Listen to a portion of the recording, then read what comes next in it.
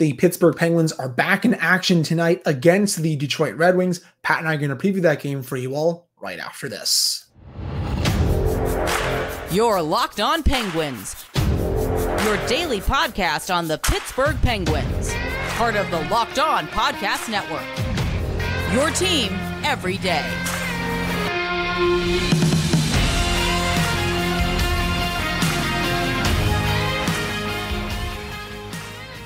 Hello and welcome back to another episode of the Locked On Penguins podcast. I am one of your hosts, Hunter Hodes, joined by my co-host, Patrick Damp. You can follow me on Twitter at Hunter Hodes. You can follow Pat on Twitter at Synonym for Wet, and you can follow the show's Twitter at LO_Penguins. Of course, thank you all so much for making this your first listen/watch of the day. We are free and available on all platforms, and today's episode is brought to you by Game Time. Download the Game Time app, create an account, and use code LOCKEDONNHL for $20 off your first purchase. So Penguins Red Wings tonight, 7:30 p.m. start time, nationally televised game. Again, it's on TNT for you people that, hey, you don't have access to Sportsnet Pittsburgh. Well, you can watch it if you have cable for here. Pat and I are very happy, obviously, about that. He's got his Crosby jersey in the background. I have the OG Brandon Tanev shirt on. If you think you're a, you know what, sheriff, I'm not going to say that word here on the podcast.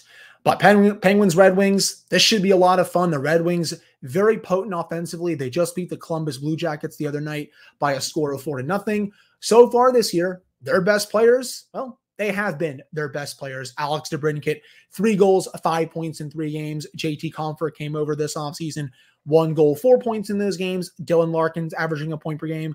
Mo Seider, who I think has been kind of up and down a little bit throughout his career. I think he's going to be really good. Personally, he's had a good start. Shane Gostisbehere, even Daniel Sprong has 2 goals in the team's first 3 games. He was really good for Seattle last year. You look up and down this lineup, Pat. It starts with the forwards. They're a very deep team. I mean, they have, for God's sake, they have Daniel Sprong on their third line. That's pretty good. Heck, they have David Perron on their third line. Very potent there. Defensively, they give it back a little bit. Again, they still have Mo Seider. Jake Wallman, I guess, is fine. Shane Gostisbehere is fine. But outside of Seider, I don't really like them defensively that much, but they do have Ville Husso in it who can play well at times. Last year, the Red Wings, they were one of the reasons why the Penguins did not make the playoffs. I was at that game in Pittsburgh where the Penguins blew a 4-0 lead against them. Very bad loss. And then late in the season, when they were kind of playing fine against them, they give up that power play goal with less than 4 minutes left. They don't even get a point out of that game. If they get a point there, heck, even if they win that game, they are in the playoffs. But to win this game tonight, I'm going to be really curious to see how the Penguins shut down the Red Wings top forwards because they are very good. Yeah, at the risk of sounding like Kurt Russell playing Herb Brooks in Miracle, it's going to be a real tough test. Sure not going to overlook them. But here's the thing. Mike Sullivan said what I was thinking, and this is the downside of recording late in the afternoon is it feels like I'm just regurgitating what everybody else has already said, but 40% on the power play so far. Tops in the league, right up there with Toronto. Big test. Sullivan talked about that, man. You got to stay out of the box against this team early on because they have had a very good power play. And like you said, they have a very deep forward group. And this is kind of what the Yzer plan is all about. It's not so much about getting these elite top level 1, 2, 3 guys that can take over a game and figure everything else out. It's about getting good to very good players at just about every position on your roster. And you can't really, you can, but it's hard to game plan against that because rather than, okay, if we shut down the first line, they don't have the depth to beat us there. It's this team's going to come at us no matter who's on the ice. So for the Penguins tonight, it's a matter of staying disciplined, staying out of the box, being defensively accountable. And he's starting tonight is another tough test for Tristan Jarry. And early returns on him so far this season have been very good. This is another test for him to show, okay, I am the starting goalie. This is my net. I'm the guy. Doesn't mean he's got to pitch a shutout. Doesn't mean he's got to make 40 saves. Doesn't mean he's got to have a .975 save percentage. Would be nice. Not going to complain if it happens. But 2 goals or less. Let this Penguins offense go to work. Hopefully get yourself some power play opportunities and make hay while the sun is shining. I do want to see how the power play responds after a little bit of an off night against the Calgary Flames. They played really well, obviously, against the Washington Capitals. PK-wise, though, you're right. Got to stay out of the box in this one with how deadly the Red Wings are on the power play. And they can put out quite a bit of talent on that first power play unit. Perron, Dylan Larkin, Alex DeBrincat, Mo Seider. They can put another forward out there if they want. It looks like they're putting Shane Gostisbehere out there as a second defenseman. That is a very strong unit. Two really strong power play quarterbacks off the top. Seider and Gostisbehere can quarterback it really nicely. And then with DeBrincat's release, I love his release, man. It is such a treat to watch. He's been great so far. I think he's probably going to be a 35, 40 goal scorer again for the Red Wings this year. Got to make sure he doesn't tee up those one-timers. The Penguins, they can't be too aggressive on the PK here, but they also can't be too passive and let the Red Wings do what they want. They got to find that common balance for the PK. I've liked the PK these last two games especially. I think they're starting to be a bit more aggressive, but they may have to tone it down, I guess, a little bit more in this one. You don't want to overdo it, I think, when the Red Wings have this much talent on their power play. For sure. And man, it still bugs me that David Perron didn't work out here because it seems like everywhere he goes except for here, he has been extremely productive and a very valuable forward. But, you know, sometimes it just doesn't work out. As for the PK, they have to strike the balance tonight, right? Because I think they have done a very good job to start the season at being aggressive. They've pressured at the point of attack. They've clogged up the neutral zone to disrupt transition games for opposing power plays. Tonight, like you said, you don't want to overcommit because if you overcommit, there's enough talent on this top Red Wings power play unit that they'll catch you in the mismatch and score a goal. However, you have to be able to keep them from getting set up. You have to keep them from getting those open looks. You have to keep them from getting established in the offensive zone, getting puck possession, getting good puck movement. So this will be another good test for this PK. Have they evolved? Have they gotten better? Can they find that balance of being aggressive enough to disrupt a power play without being reckless and giving up grade A opportunities? Right. I agree with that. And also, a lot of times your goaltender is your best penalty killer. I want to see Tristan Jarry continue his strong play. You alluded to it earlier. 2 really strong games to open the season. I don't need him to have a second straight shutout. That'll be awesome, but I still want him to continue to play well. Overall, if you look at the Penguins and the Red Wings the last few years, they're 7-1-2 in their last 10 games against the Red Wings. They've also won 4 of their last 5 at Little Caesars Arena, that one loss coming last season. And they also have points in 3 straight road games dating back to last season. So 2 wins in their last 3 overall on the road. This is a Penguins team that usually plays the Red Wings pretty well. A little bit of an off year last year, but they've shown an ability to beat this team over the years. And just for the Red Wings in general, I kind of hinted at it earlier this week. This is a big year for this organization. They haven't made the playoffs in 7 years, not since I was a senior in high school. They've preached patience with this rebuild. They've kind of said, trust the process a lot. But with the amount of moves they made last year, the amount of moves they've made this year, it's time to start getting some results. Or I think, again, Steve Yzerman could potentially be on the hot seat at some point. This is, again, a team that has a lot of firepower out front. That's where they can hurt the Penguins, whether it's on the power play, whether it's at 5-on-5. But overall, just from a season perspective from the Red Wings, they need to really take a big step this year, or I think they can make some serious changes.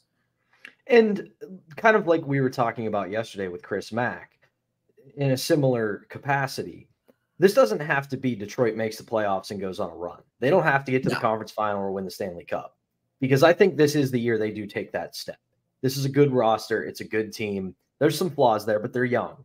So getting to the playoffs, you mean? Getting to the playoffs. Okay, right. Okay. Get to the playoffs. Take that step. Maybe you screw around and win around because similar as I was saying yesterday to Chris with how much of a dogfight the Metro is, the Atlantic before you even get to the playoffs is going to be even harder because you look at that division, there's not a bad team in it. There is not a single basement dwelling team there.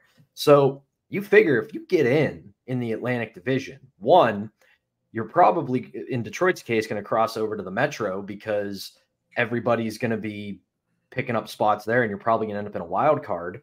And if you do make that, one, there's beatable teams in the Metro and everybody in the Atlantic is going to be battered and bruised once the time the playoffs get here. So this is a very good opportunity for a good young team to take a step this year. And they're a team that I think does take the next step this year.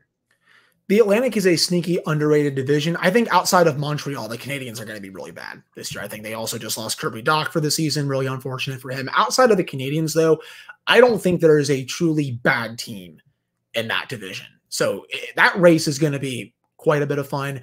If I had to guess for this matchup tonight, you're probably going to see the Karlsson pairing get a good chunk of the Comfer line with Andrew Copp and Michael Rasmussen. And then the Letang pairing is probably going to get a healthy dosage of the DeBrincat, Larkin, Lucas Raymond line. And Lucas Raymond's also had a really solid start to the season. Maybe they could flip-flop, but that's how I'm seeing the matchups right now. And I'm fine with that. I think Chris Letang and Ryan Graves are capable of shutting down the Red Wings top line. I think Karlsson is capable of shutting down that second line. And then if you want to spoon feed P.O. Joseph and Chad Weedle minutes to the third and fourth lines, even though the Red Wings do have some talent down there with David Perron and Joe Veleno and Daniel Sprong, I think they can get the job done there. But this should be a lot of fun. I expect this to be a pretty close game tonight. I don't think this is going to be a blowout from either side. Going to go a 1-goal game. If I had to make a prediction, I'll go 3-2. I'm not going to give the side because if I say the Penguins, it's just probably going to be bad. Yeah, you don't want to get cold takes exposed. No, I don't. But that will do it for this first segment. Coming up in the second segment, Pat and I are going to get to a little bit of news around the league today, especially regarding the NHL draft and free agency and why there might be some changes coming to that overall. But before we get to that, we have to discuss Game Time. You shouldn't have to worry when you're buying tickets to your next big event. Game Time is the fastest and easiest way to buy tickets for all the sports, music, comedy, and theater events near you. With killer last-minute deals, all-in prices, and views from your seat, Game Time takes the guesswork out of buying tickets. It's the only ticketing app that gives you complete peace of mind with your purchase. You can see the view from your seat before you try, so you know exactly what to expect when you arrive. All-in prices show your total up front, so you know you're getting a great deal without hidden fees, and you can buy tickets in seconds with just 2 taps. Take the guesswork out of buying tickets with Game Time. All you have to do, download the Game Time app, create an account, and use code LOCKEDONNHL for $20 off your first purchase. Terms apply. Again, create an account and redeem code LOCKEDONNHL for $20 off. Download Game Time today. Last-minute tickets, lowest price guaranteed. And we're not done. We still got to tell you all about eBay Motors. Passion, drive, and patience. What brings home the winning trophy is also what keeps your ride or die alive. eBay Motors has everything you need to maintain your vehicle and level it up to peak performance. From superchargers, roof racks, exhaust kits, LED headlights, and so much more. Whether you are into speed, power, or style, eBay Motors has got you covered. With over 122 million parts for your number one car, you will always find exactly what you're looking for. And with eBay Guaranteed Fit, your part is guaranteed to fit your ride every time, or you'll get your money back. Keep your ride or die alive at ebaymotors.com. Eligible items only. Exclusions apply. All right, we're back here on this episode of the Locked On Penguins podcast. I am one of your hosts, Hunter Hodes, joined by my co-host, Patrick Demb. You can follow me on Twitter at Hunter Hodes. Follow Pat on Twitter at SimVerwet. And of course, thank you all so much for making this your first listen / watch of the day.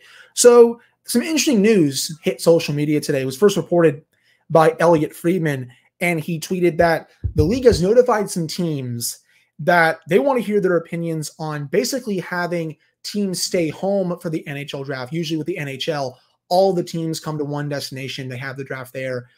But that could be changing at some point. They may want to do it like the NFL and the NBA does, where the teams stay home, all the prospects come to the draft, and then the picks are basically called in from, say Pittsburgh, Philadelphia, all these other places. If you're asking me, I don't like it that much. I can see that you don't like it either. This situation with the draft, it's unique for the NHL. I think that's the best word I can use for it.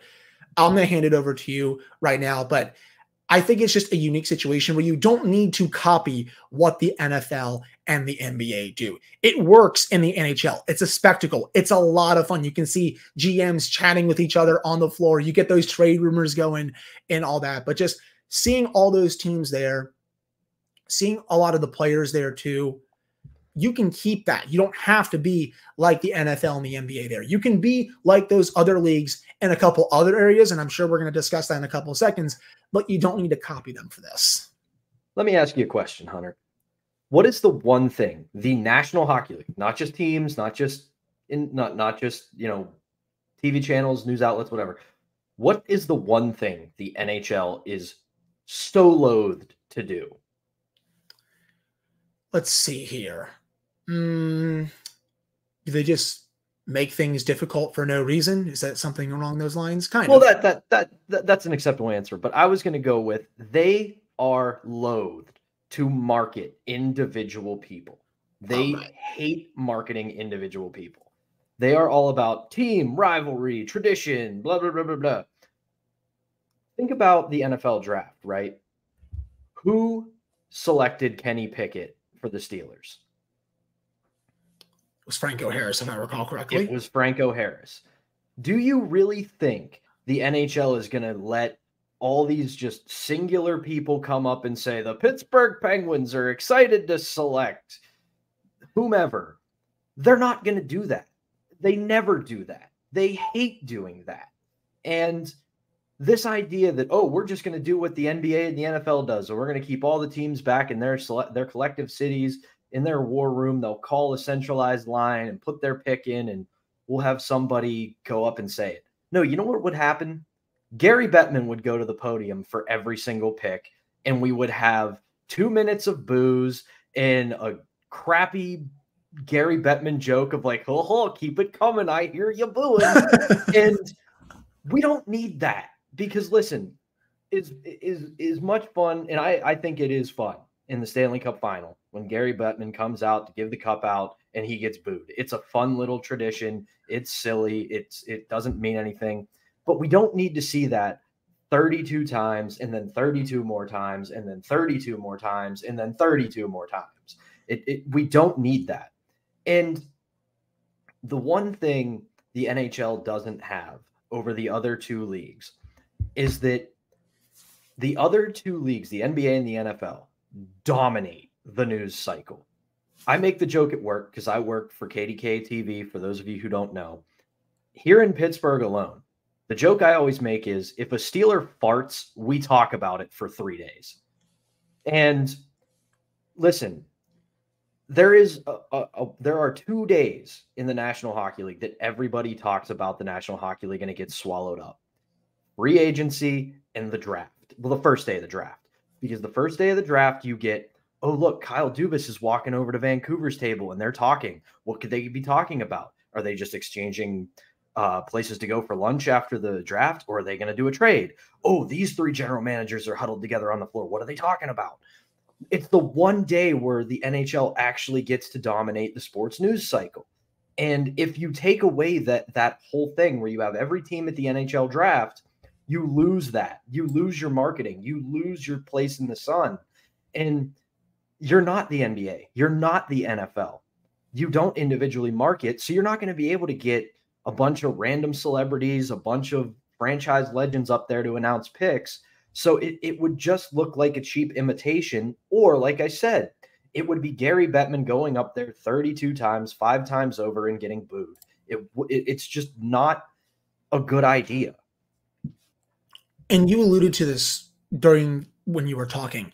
I love when those GMs. You can say ranting. I was ranting. And I know. I was just saying, one of my, I guess it's not that early of memory, but I guess it feels like a lifetime ago when Jim Rutherford was at the draft talking to David Poile when he was the Predators GM. I remember I was getting hibachi with my family and I was on Twitter at that time. I was only 16, 17, I think. I forget how old I was, somewhere in my teenage years.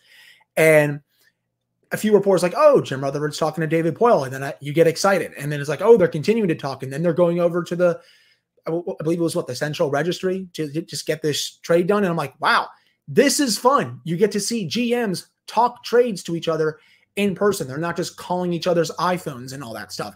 I like that kind of stuff. It's easily one of my best memories from following the draft when I was a teenager.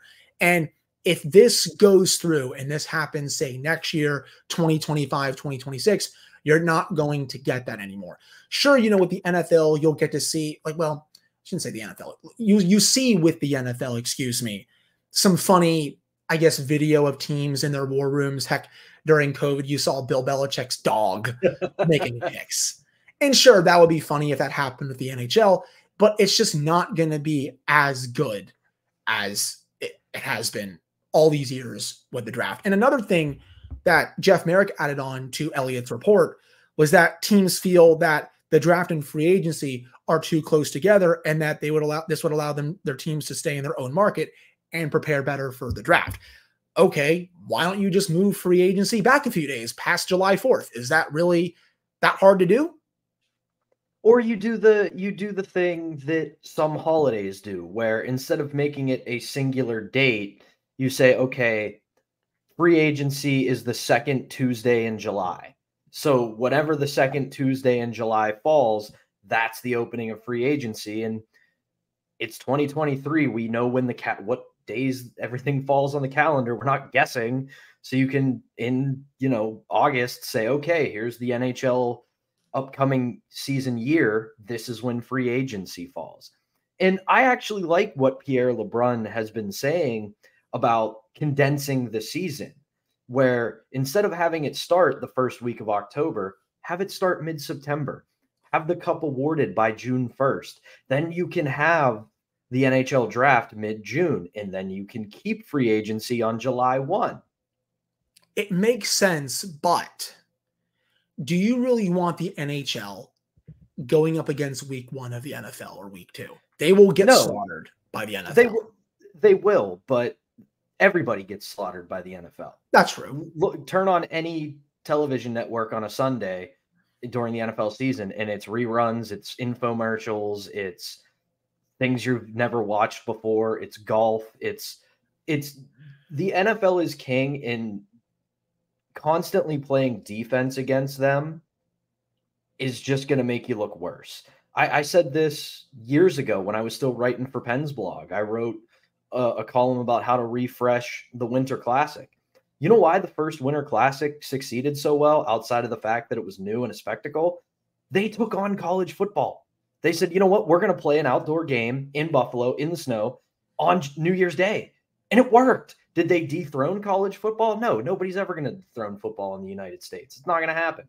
But you can start peeling people off because, like the NFL, like college football, there's going to be 5-10 games where people go, who cares? It's the MAC. I'm not going to watch a MAC game.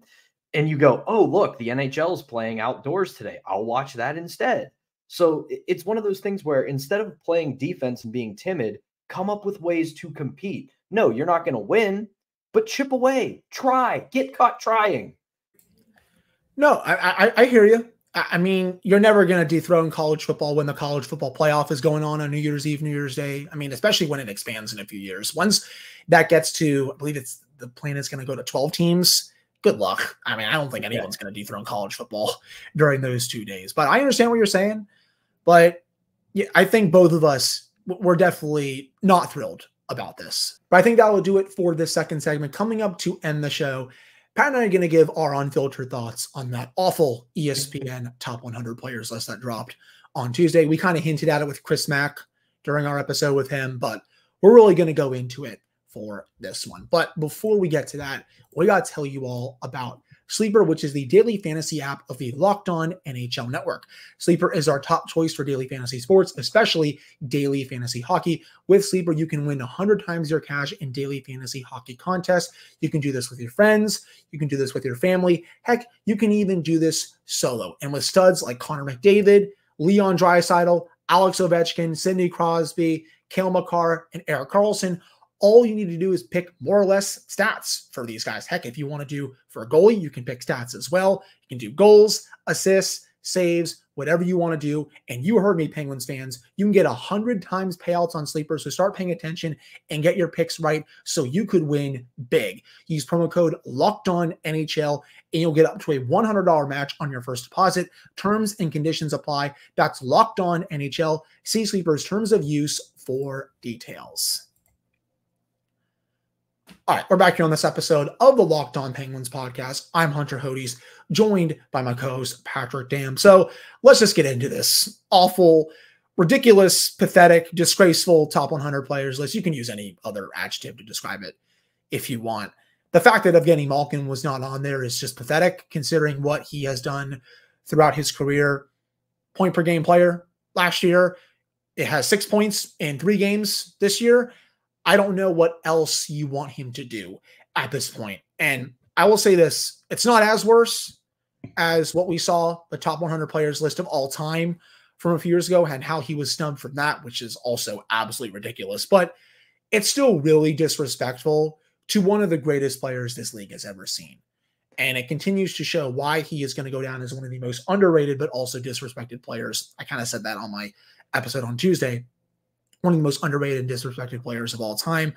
I'll also say this. We didn't get to this part. How you have Sidney Crosby as the number 23 player this season is beyond me. He's still a top 10 player in the league, in my opinion. Showed that last year with 93 points. And he's still great defensively. He can also win quite a few draws. He's just an all-around great player in the league. And I saw Sebastian Aho was above him. Don't get me wrong. I like Sebastian Aho. He's a great player. But he also only had 67 points in the league last year compared to Sid, who had 93. What are we doing here? I mean, I understand people want to, I guess, engagement farm out of this, if you will. But come on, man. You're just making yourselves look stupid when you do stuff like this. I mean, listen, here's the thing I will say about this list. Top 5, I got no disagreement. I think you can shuffle the order. I think no matter what you do, Connor McDavid sits at the top of the mountain, but Cale Makar, Nathan McKinnon, Jack Hughes, Austin Matthews, that's your top 5 in the NHL right now. I have absolutely no disagreement with that. The thing that bothers me about this stuff is that, and Mac kind of hinted at it yesterday, this was 50 broadcasters, analysts, writers, et cetera, et cetera. I know they said an ESPN panel, but that just means ESPN picked the panel and there were some ESPN analysts involved. These are people who make a living watching the game and analyzing the game and talking about the game like we do. Are you really going to tell me Sidney Crosby's not at the very least in the top 20? Like, come on. Like I look at this list and I'm like, okay, Kirill Kaprizov, maybe I'll give him that. Victor Hedman, maybe I'll give him that. I think he's still better than Brady Tkachuk. I think that we're a couple years away from Brady Tkachuk taking him over. Mitch Marner, good player. I think Sid's still better than him. Tim Stützle, he's barely been in the league. That's ridiculous. And listen, we talked about it yesterday. Evgeny Malkin may be the most underappreciated, disrespected, whatever word you want to use, star to ever come through the NHL. I don't see the logic of keeping him out of a 100 list. I could sit here and whine and moan about, oh, you put him 75th. What are you doing? There's not somebody in the bottom quarter of that list that I would take over Evgeny Malkin. I mean, Tomas Hertl was number 100. I like Tomas Hertl. He's a good player. I'd take him on my team. I'm not taking him over Evgeny Malkin. No. And listen, again, engagement farm, rage bait, whatever you want to call it. That's really what this is. I don't get it. I thought we were past the whole Russian, doesn't care, Russian, not that great, blah, blah, blah. Like, how many more incredible Russian players do we have to see come into this league and light it on fire and dominate before we just go, you know what? Everything else aside, that's a hell of a hockey country. I mean, you're not wrong. I'll say that. And Evgeny Malkin, he is going to go down as one of the greatest Russian players to ever play the game. He's second all time in points by a Russian player, only behind Alex Ovechkin. What are we doing here, people? What are we doing? I will give you other fan base and other team analysts that these guys are getting over the hill. I get it. They are not the elite of the elite anymore. They're still very good. They still border on elite, but there's a whole hell of a lot more talent in the NHL now than when they came in. And the young, now you can't really call them young anymore because a lot of these guys have been in the league 5, 6, 7 years now, have overtaken them. But if you're going to tell me that Sidney Crosby and Evgeny Malkin are not in the top 50 best players in the National Hockey League, I'm just going to laugh you right out of the room. Oh, 100%. And I urge these people, please watch more than maybe 2 Penguin games a season. I know these type of lists are really hard to do. Yeah, you can farm engagement out of them. You can get it for clicks, whatever you want to do. But at least make it semi-realistic with how many. And I understand there's so many great players in the NHL today. Evgeny Malkin is one of them. Yeah. Go watch what he did last season when he was fully healthy. Look what he is doing right now when he is fully healthy. It's a joke. Please watch more than 2 to 3 Penguins games. You will see what we see. You will see what people listen to this show see. You will see other people that cover the team see. Anyone that's around the team will see, honestly. And the one thing I will say about this list that's kind of a pet, not peeve, it's something I actually enjoy, is there's a lot of goalies in the top 30. And I think we're finally getting to a point in hockey analysis where people finally understand how important having a great goalie is, because we have seen it through this era of Penguins hockey. How many times have they run into a great goaltending performance and lost a series or a game or whatever that they absolutely should have won just because a goalie was great? All the time. I mean, we saw Igor Shesterkin go God. Well, I wouldn't say God mode those final 3 games, but he was still pretty good. And the Penguins overall in that series played well against him, but I thought he was pretty solid in those final 3. You know, we saw Carey Price, a couple years before that playing insane. We also saw Ilya Sorokin. I can keep going if you want. There's been so many goalies over the years that we don't need to keep twisting that knife. No, we don't. But please, next time one of these lists come out, make it at least semi-realistic. For the love of God, I can't give it any more of my time. I'm just going to get riled up about it more. But I think that will do it for this episode of the Locked On Penguins podcast. Thank you all so much for listening to / watching this one. Pat and I will be back Thursday to recap the game against the Red Wings, and then we'll preview the game against the Blues on Friday. See if the Penguins can get their 3rd straight win tonight against Detroit. So again, thank you all so much for tuning in. Really appreciate it. We'll be back with another episode for you all on Thursday.